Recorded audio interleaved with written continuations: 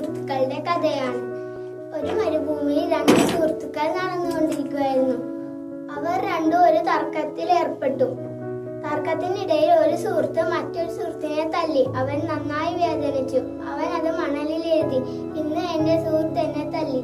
ശേഷം അവർ വീണ്ടും നടന്നുകൊണ്ടിരിക്കുമ്പോൾ അവിടെ ഒരു മരിപ്പച്ച കണ്ടു. മരിപ്പച്ചയിൽ അവർ വെള്ളം കുടിക്കുന്നതിനിടയിൽ അവിടെ ഒരു ചെളിക്കുഴി ഉണ്ടായി. തല്ലുകൊണ്ട സുഹൃത്ത് അതിൽ വീണു. തല്ലിയ സുഹൃത്ത് അവനെ രക്ഷിച്ചു. അപ്പോൾ അവന് നന്നായി സന്തോഷമായി.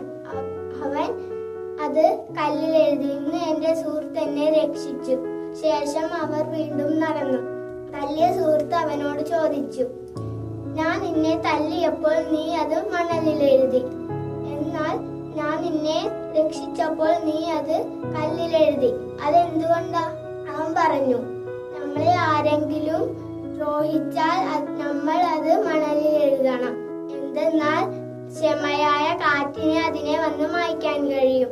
നമ്മളെ ആരെങ്കിലും രക്ഷിച്ചാൽ നമ്മൾ അത് കല്ലിൽ എഴുതണം. എന്തെന്നാൽ ഒരു കാറ്റിനും അതിനെ വന്ന് മായ്ക്കാൻ കൂടി കഴിയില്ല. അതുപോലെ നമ്മളും പരസ്പരം സ്നേഹിക്കണം.